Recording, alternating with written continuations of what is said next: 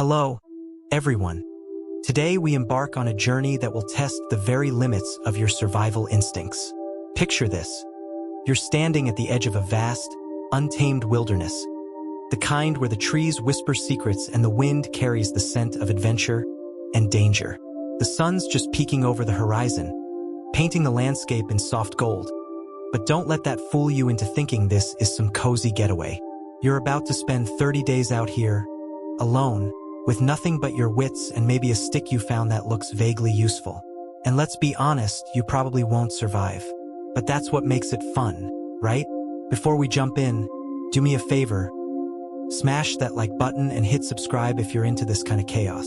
Oh, and drop a comment with your location and local time. I want to know who's crazy enough to join us from wherever you are. Now, pay attention. Maybe turn on the fan for some soft noise, and let's get started on today's journey together. So here's a question to chew on. Could you survive if the world went quiet? Like really quiet. No phone buzzing. No cars honking. No Netflix asking if you're still watching. Just your breath and the crunch of leaves under your boots. It's weird to think about, isn't it? We're so plugged into the noise of modern life that silence feels like an alien invasion. But that's where you are now, stepping into a place where the only playlist is the wind rustling through the trees. And your thoughts are your only co-star for the next month. Let's talk about what you've left behind. Back home, you scroll Instagram to dodge your own headspace, post stories to prove you're alive, or at least relevant. But out here, no bars, no signal, no double taps to boost your ego. Nature doesn't care if you've got 10 followers or 10 million. It's not sliding into your DMs with validation. If anything, it's smirking at your digital detox hashtags. Because out here, disconnection isn't a choice. It's the only option. You're stripped down to the basics, and it's terrifyingly real. And those basics, they're no joke. No fridge, no tap, no DoorDash, just you figuring out how to not die. You've got a backpack with a knife, a flint, an empty water bottle, and a couple of granola bars that won't last past day 2. Finding water's priority 1, but the nearest stream's a treasure hunt with no map. You vaguely recall some survival tip about following animal tracks, but all you see are paw prints that could belong to a deer, or something that thinks you're dinner. Food's another puzzle. Those berries over there look tasty, but are they safe, or are they nature's version of a prank gone wrong? You're not laughing yet, but give it a day. Your first step into this wild mess feels different. The ground's uneven, spongy with moss and twigs that snap like tiny firecrackers. The air hits you hard, crisp, earthy, laced with pine so sharp it stings your nose. Birds call out overhead, their songs jagged and wild, nothing like the tame chirps of your backyard feeder. You glance around, trees, and more trees, their branches clawing at the sky. No signs, no paths, just a big green question mark stretching out forever. Your backpack's digging into your shoulders already. A reminder that this isn't a weekend hike. You've got 30 days to make it work, and the clock's ticking. Deeper in, you pick a spot for night 1, a clearing with a fallen log that's basically your throne now. You fumble with the flint, sparking a tiny fire that's more for morale than heat. The flames dance, casting shadows that play tricks on your eyes, and you feel a flicker of pride. Day 1, survived. But as night creeps in, the silence gets loud. Every rustle in the bushes has you gripping that stick a little tighter. Is it a squirrel or a bear? Probably a squirrel, but your brain's already scripting a horror movie. Remember that time you swore your closet was haunted as a kid? Multiply that by 10, add some claws, and you're in the ballpark. At least you're not stressing about spotty Wi-Fi anymore, small wins. Oh, and the bathroom? Yeah, no 5-star facilities here. You're digging a hole with that stick and praying you don't pick the poison ivy patch. Nature's got a twisted sense of humor, keeping you on your toes, or squatting in this case. It's humbling, messy, and a far cry from your usual throne of porcelain glory. But here's the kicker. You've made it through every rough day life's thrown at you so far. That time you bombed a presentation, got dumped, or thought you'd never bounce back, you did. So maybe you've got a shot at this too.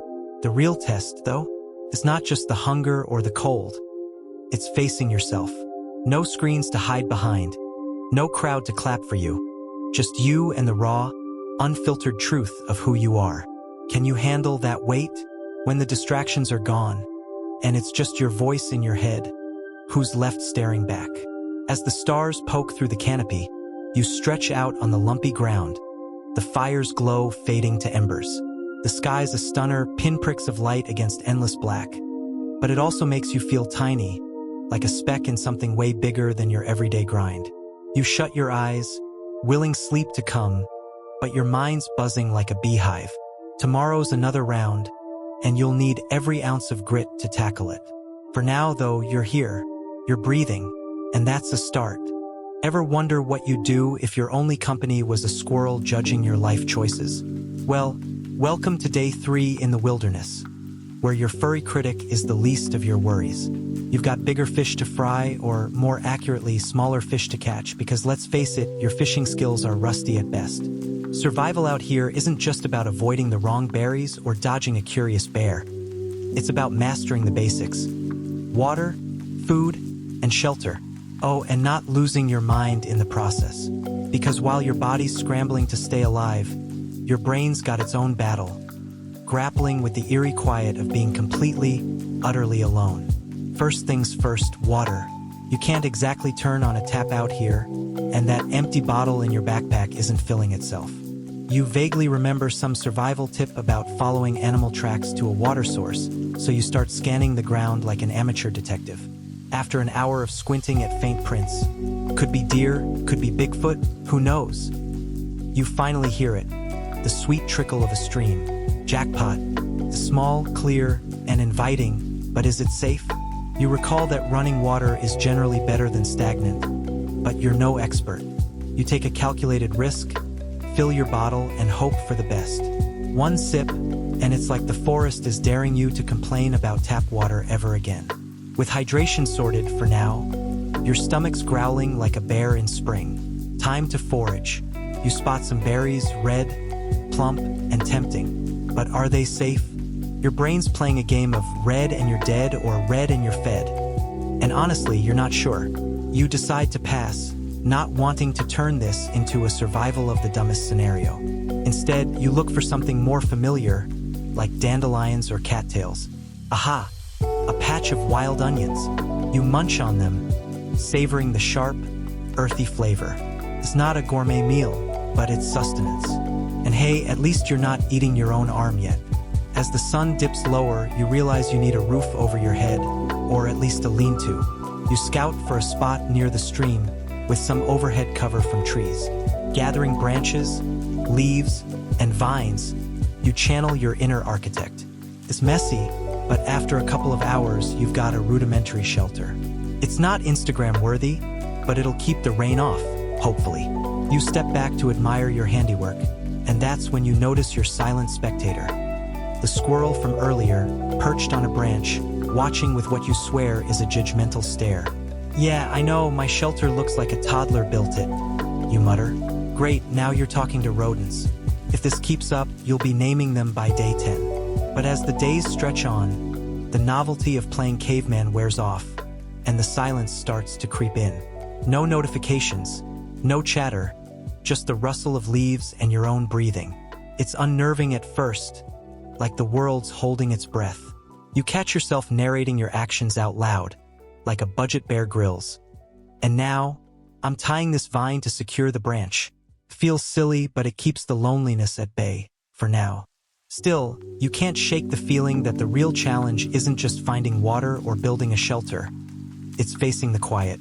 The kind of quiet that forces you to listen to your own thoughts, the ones you've been dodging for years. You talk to yourself to fill the void, but deep down, you know the real conversation is the one you're avoiding with yourself. All those thoughts you've pushed aside, the doubts, the fears, the what-ifs, they're bubbling up now with nowhere to hide. It's like your brain's decided to spring clean your psyche, and it's not pretty.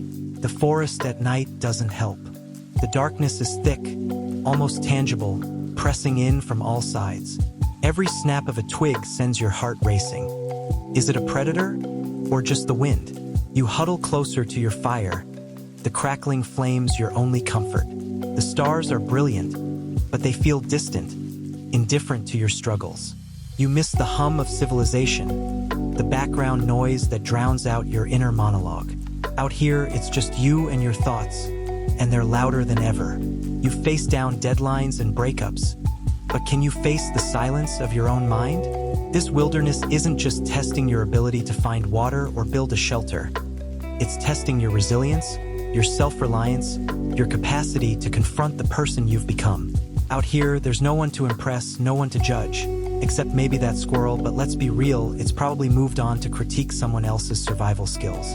The real question is, can you survive the weight of your true self? Because when the distractions are gone, and it's just you and the wild, who you are comes into sharp focus. And that, my friend, is the ultimate survival test. Ever feel like your brain's a DJ spinning the same track on repeat, but it's the remix from hell? Welcome to day 15 in the wilderness, where the only playlist is your thoughts, and they're stuck on a loop of doubt, fear, and what the hell am I doing here? You've made it halfway through this 30-day challenge of surviving alone with only your thoughts, but instead of a victory lap, it feels like you've slammed into a wall. The initial thrill of survival, finding water, building shelter, not eating the wrong berries, has worn off. Now, the real challenge kicks in, surviving your own mind. Out here, with no distractions, no noise, just you and the endless quiet, the solitude's starting to feel less like a retreat and more like a reckoning. The battle within. Let's be real, you're not just battling hunger or the elements anymore. You're battling yourself. The kind of battle where your opponent knows all your weak spots because, well, it's you. You've been out here long enough that the novelty's faded, and the silence has turned into a mirror, reflecting every insecurity, every regret, every should've and could've you've ever buried. You catch yourself staring at a tree for way too long, wondering if it's judging you. Spoiler, it's not, but your brain's convinced otherwise. You laugh at the absurdity, but it's a hollow sound, echoing back at you from the empty forest. And speaking of empty, your stomach's been growling like it's auditioning for a horror movie. Food's getting scarcer, and your foraging skills aren't exactly leveling up. You've been living on a diet of wild greens, the occasional fish, if you're lucky, and a whole lot of wishful thinking. You're starting to eye that squirrel. Yes, that squirrel, the one that's been judging you since day one. Like it might be dinner. But you're not there yet. Probably. You tell yourself it's just a joke. But the line between humor and desperation is getting blurry. Physical grind, mental marathon. Physically, you're holding up barely. Your muscles ache from hauling wood. Your hands are calloused, and you've got blisters in places you didn't know could blister. But it's the mental toll that's hitting harder. The nights are the worst. The darkness wraps around you like a heavy blanket, and the forest comes alive with sounds that make your imagination run wild. Every crack of a branch, every rustle of leaves, and you're convinced something's out there, watching. You huddle closer to your fire, the flickering light a small comfort, but it can't chase away the shadows in your mind. You've started talking to yourself more, full-on conversations like you're hosting a podcast for an audience of one. So, how's the weather? You ask, then answer, oh, same as yesterday, wild and unpredictable. It's a coping mechanism, a way to fill the void, but it's also a sign that the isolation's wearing you down. You miss human contact, even the small stuff. A nod from a stranger, a laugh shared over a dumb joke. Out here, there's no one to share anything with, and the weight of that absence is crushing. The mirror of solitude. Here's the disturbing truth. You've been avoiding this moment your whole life. Back home, you scroll through your phone to dodge your thoughts, binge watch shows to numb the noise in your head, post updates to prove you're living your best life. But out here, there's no escape. No likes, no comments, no distractions. Just you, raw and unfiltered. And it's terrifying, because when you strip away the noise, what's left? Who are you when no one's watching? When there's no one to impress, no one to validate your existence? It's a question you've dodged for years, but now, in the middle of nowhere, it's staring you in the face. You're not just surviving the wilderness, you're surviving yourself. And that's the real test. Can you sit with your thoughts, the good, the bad, and the ugly without running? Can you face the parts of yourself you've ignored, the doubts, the fears, the regrets, And not flinch is not easy. In fact, it's brutal. But here's the thing, you've made it this far. You've survived every worst day of your life up to this point, and you're still standing. Maybe not thriving, but surviving. And that counts for something. A flicker of hope. As you sit by the fire, watching the flames dance, you realize that this solitude, as heavy as it is also a gift. It's forcing you to confront the person you've become, to sift through the noise and find the signal. Out here, there's no one to blame, no one to lean on, just you. And maybe that's what you needed all along, to see yourself clearly, without the filters, without the distractions. It's not pretty, but it's real. And in that realness, there's a strange kind of peace. You're not there yet, but you can feel it, flickering like the fire in front of you.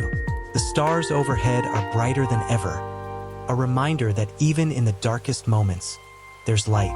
You take a deep breath, the crisp air filling your lungs, and for the first time in days, you feel a sliver of hope. You're halfway through this journey, and while the road ahead is still uncertain, you know one thing for sure: you're stronger than you thought. The wilderness hasn't broken you yet, and maybe, just maybe, it's making you whole. Ever wonder if trees gossip about you when you're not looking? By day 20 of your wilderness adventure, you're half convinced they do. The leaves rustle like whispers, and the branches creak as if passing judgment. But out here, with no one else around, they're your only audience, and they're not exactly posting your failures online. You wake to the sound of birds chirping, the air sharp and cool against your skin. Dew glistens on the leaves, catching the first rays of sunlight filtering through the trees. You stretch, feeling the satisfying ache of a body that's been tested and hasn't given up. Your shelter, once a shaky mess of twigs, now stands proud, a testament to your grit. Not bad for someone who used to think roughing it meant a hotel without room service. You say to yourself, grinning at the thought, you're not just hanging on anymore. You're starting to figure this place out. Something's different today. You've clawed your way past the midpoint chaos, and the wilderness feels less like an enemy and more like a guide. You're tuning into its pulse, and in the process, you're uncovering pieces of yourself you didn't know were there. Take fishing, for starters. You've spent days dangling a line in the stream with nothing to show for it but soggy boots. But this morning, you're determined. You trek to the water's edge, set up your makeshift rod, and wait. The stream gurgles over rocks, clear enough to spot the shadows of fish teasing you just out of reach. Your stomach rumbles, a nagging reminder of how long it's been since you ate anything substantial. Then bam, a tug on the line. Your pulse spikes as you reel it in, and there it is, a plump trout thrashing in your hands.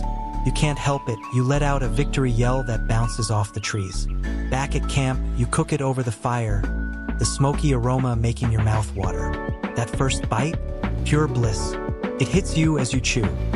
Persistence pays off, whether you're wrestling fish or life's bigger messes. Riding that high, you decide to push your luck with foraging.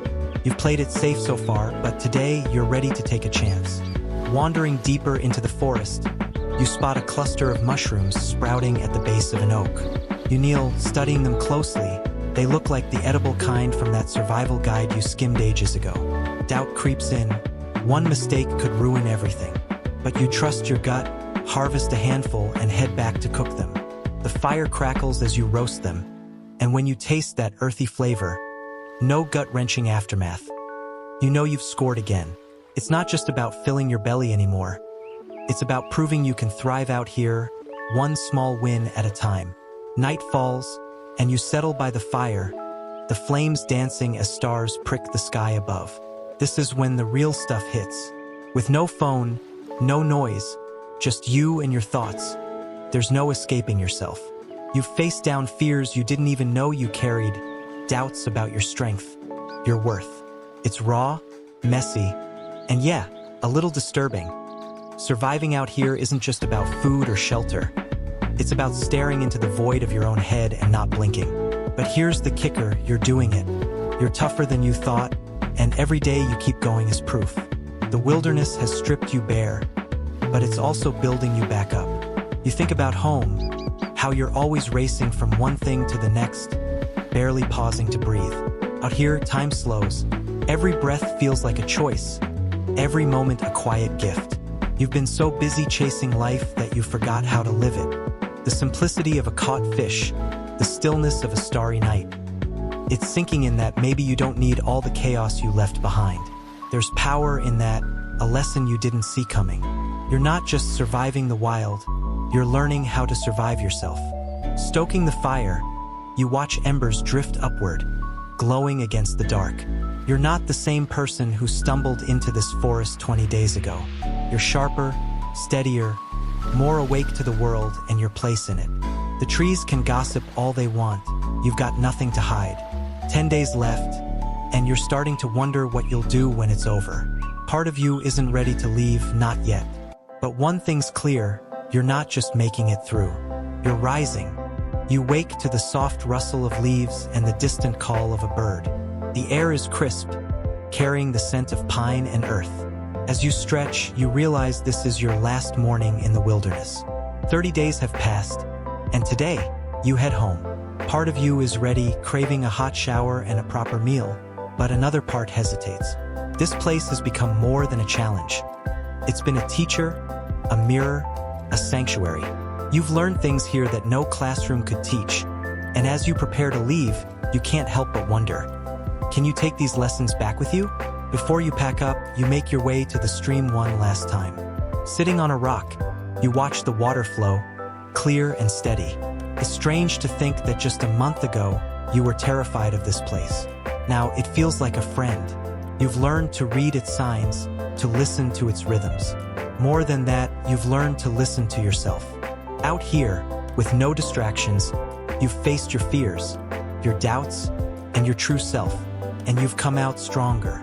Let's break it down. Survival. It's not just about finding water or building a shelter. It's about resilience. You've mastered the basics, sure, but the real victory is in your mind. You've stared down loneliness, boredom, and fear, and you've kept going. A self-reliance. No one was here to fix your mistakes or bail you out. You had to figure it out, and you did. There's a quiet confidence in that. To nature's power. The wilderness doesn't care about your plans or your comfort. It just is. It's humbling, but also freeing. You've felt small under its vast skies, but alive in a way you never have before. You think about the person you were 30 days ago, scrolling through your phone, stressing over things that now seem trivial. Out here, life is simpler, but richer. You've tasted freedom in its rawest form, and it's addictive. As you pack up your camp, you glance at the trees that have been your silent companions. Ever wonder if they'll miss you when you're gone? You chuckle at the thought. Probably not, but you'll miss them. They've seen you at your worst and your best, and they've kept your secrets. But here's the disturbing truth. Going back means returning to the noise. The notifications, the deadlines, the endless chatter. Out here, you've been free from all that, and it's been bliss. Can you hold on to this peace when you're back in the chaos? Or will it slip away like a dream? It's a question that lingers as you shoulder your pack and start the trek home. Your final challenge. Navigating back to where you started. You've got a rough map in your head, but the forest has a way of twisting paths. One wrong turn and you could be wandering for hours. You take a deep breath, trust your instincts, and start walking. The trail is faint, but you spot the markers you left. A broken branch here, a pile of stones there.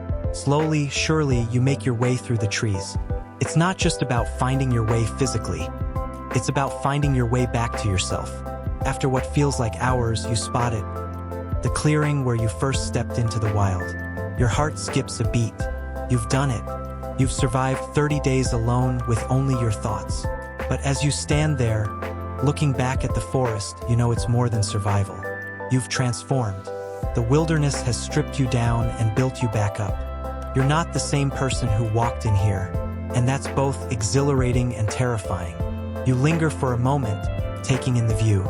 The trees stand tall, the stream murmurs in the distance, and the air is still. You whisper a quiet thank you, to the forest, to yourself, to the journey.